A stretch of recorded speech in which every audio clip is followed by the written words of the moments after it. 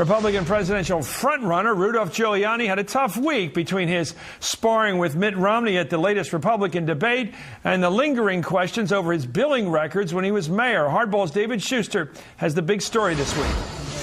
Today in South Carolina, Rudy Giuliani tried to dodge the reporters covering his campaign. All right, good to see you. Mr. Mayor, can you explain us why? How are you? We've already explained it. Yes, sir. But the questions are multiplying over records that as mayor of New York, Giuliani billed tens of thousands of dollars in security costs to obscure city agencies, just as he was starting an extramarital affair with Judith Nathan, now his third wife. One, is that true? And if so, was it appropriate? When the story first broke on Wednesday, Giuliani answered, I had nothing to do with the handling of their records, and they were handled, as far as I know, perfectly appropriately. But yesterday, former New York City mayors David Dinkins and Ed Koch publicly said their administrations did not handle the records in this fashion. And New York City's budget director, William Thompson, said auditors 6 years ago noticed problems and were stonewalled when they asked the Giuliani administration about its billing practices. Last night on CBS, We do things honestly, honorably, above board. All of this is easily explained, and all of it is very discoverable. the swirling controversy and the suggestions that Giuliani took unusual steps to hide his affair have landed on the front page of the top newspaper in New Hampshire. And similar stories were splashed today in newspapers across the country. Questions about Giuliani's billing practices come at a time of increased scrutiny of his campaign and of statements that seem incomplete or exaggerated.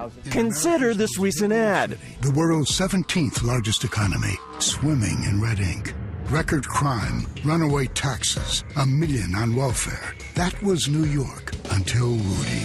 He cut taxes $9 billion, welfare 60%, crime in half. Let's back up. Record crime?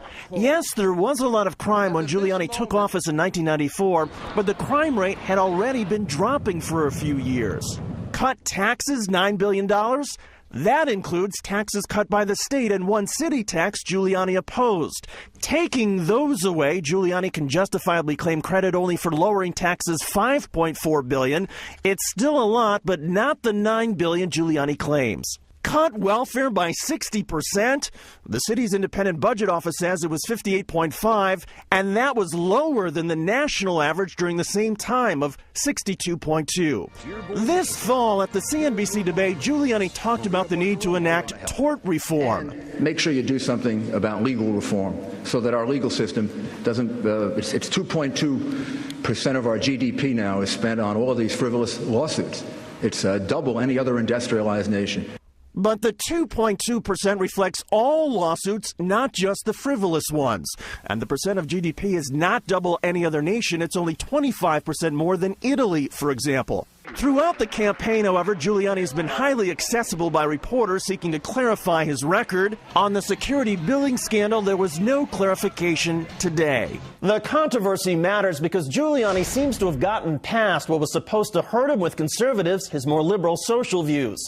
But now, just 34 days until the voting begins, Giuliani may get tripped up by what was supposed to be his strength, his judgment as mayor. I'm David Schuster for Hardball in Washington. Thank you, David Schuster. Dominic Carter is a senior political reporter for New York One, a local New York City news network. Let me ask you, Dominic, as a city, you live in New York. Was the city safer under Rudy than it was under Dinkins? Well, Chris, it's very important. I will answer that question, but let me just say this. Number one, even Mr. Giuliani's hardest critics will admit that he did a very good job in cleaning up New York City. There are many people that thought it was impossible to clean up New York City, right, and Giuliani did accomplish that. As far as cutting crime and so on, crime did go down substantially under Giuliani. It's important to point out, though, that his predecessor, David Dinkins, is the man that gave Rudy Giuliani the cops to get the job done.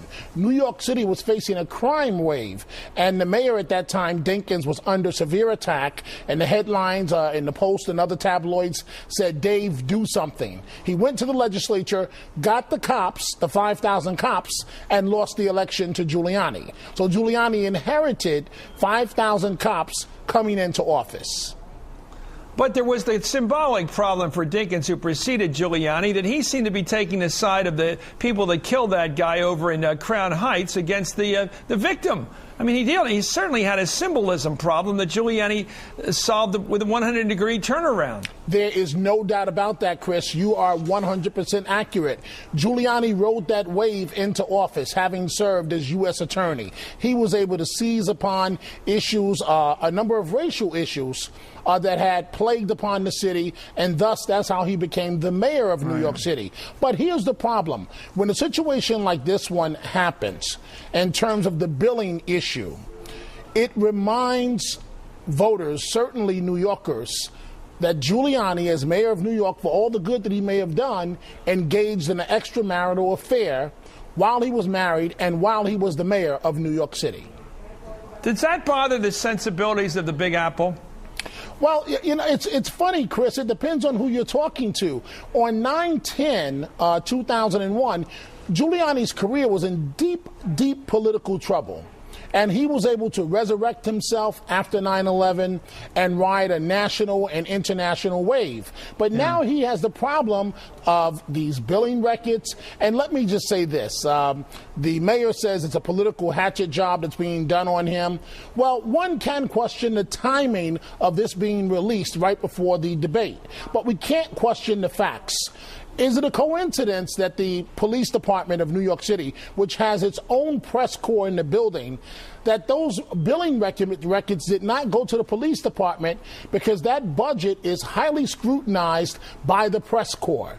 Those trips to the Hamptons, some for fundraisers, some apparently to see Judith Nathan, were paid for not initially by the budget of the police department, but by smaller agencies where traditionally reporters would not catch them. And then there's also the Bernard Kerik problem. You know what? You've covered a lot of ground there, Dominic Carr. It's great working with you tonight on all these reports tonight. Thank you very much for joining us on Hardball, sir.